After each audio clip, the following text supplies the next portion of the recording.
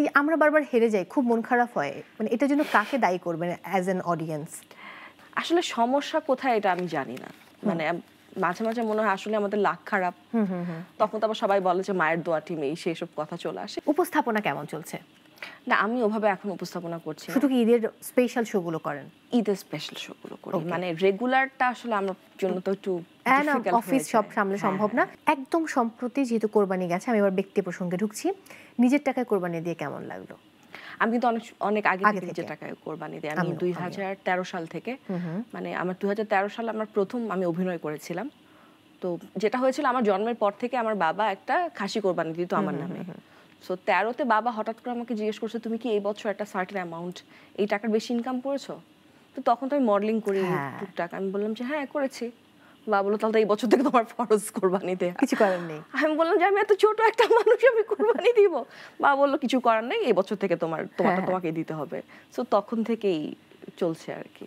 Viral যে শব্দটা, এই শব্দটা নিয়ে আপনি এত বিরক্ত কেন? আমি এই স্পেসিফিক ভাইরাল শব্দটাকে, আমি পৃথিবীর খুব কম জিনিস আছে যে আমি I hate this word is one of them.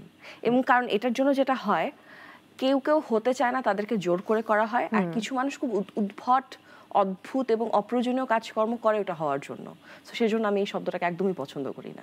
Shabnam Faria বিয়ে করছেন কবে? জানি না, আমি আসলেই জানি না। আমার বাসায় আমার বিয়ে নিয়ে আসলে কোনো কথা হয় না। আমার বাসার সবার আমার বিয়ে নিয়ে এখনো ট্রমা আছে। সো ওরা এখনো ট্রমা থেকে বের হয়নি, আমি নিজেও সম্ভবত হইনি।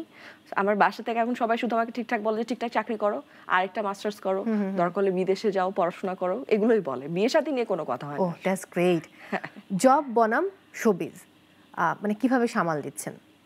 একটু কষ্ট হচ্ছে, স্বাভাবিক। কারণ দেখা যায় যে সারাদিন অফিস করে তারপর এরকম শোটো থাকে, উইকেন্ডগুলোতে নাটকের শুটিং থাকে। সো একটু কষ্ট হয়ে যাচ্ছে। আমি একটু চিন্তিত, সামনের মাসে আমার 2টা ওয়েব সিরিজের শুটিং হবে। সো সেটা তো আসলে বড় সময় ধরে হয়, সেটা ম্যানেজ করা হয়তো একটু ডিফিকাল্ট হয়ে যাবে। এই যে বর্তমান সময়ে যে নাটক হচ্ছে এবং সেই নাটকগুলো আপনাকে খুব একটা টানে না, মানে এটার কি ব্যাখ্যা দেবেন?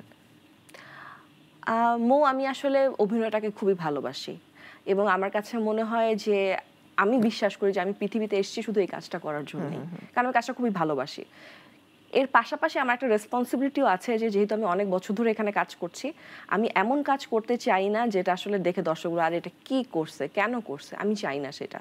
এটা হচ্ছে কথা। এবং একসময় একচেটিয়া কাজ করেছেন, অনেক ভালো ভালো কাজ আপনি ওই সময় উপহার দিয়েছেন। আমার মনে আছে যে শিডিউল পাওয়া যেত না, ভীষণ ব্যস্ততা। কারণ তখন অনেক ভালো স্ক্রিপ্টে কাজ হতো এবং তখন যেসব নির্মাতারা কাজ করতেন তারাও কাজ কমিয়ে দিয়েছেন এবং তখন আর্টিস্ট যারা কাজ করতো তারাও এখন আসলে শুধু ওটিটির কাজ করে বা বেছে কাজ করে। আসলে সময়ের সাথে একটা রেসপন্সিবিলিটি আসে এবং যেহেতু কাজটাকে আমি ভালোবাসি, আমার কাছে মনে হয় শুধুমাত্র টাকার জন্য আমি আজে বাজে স্ক্রিপ্টে কাজ করতে চাই না।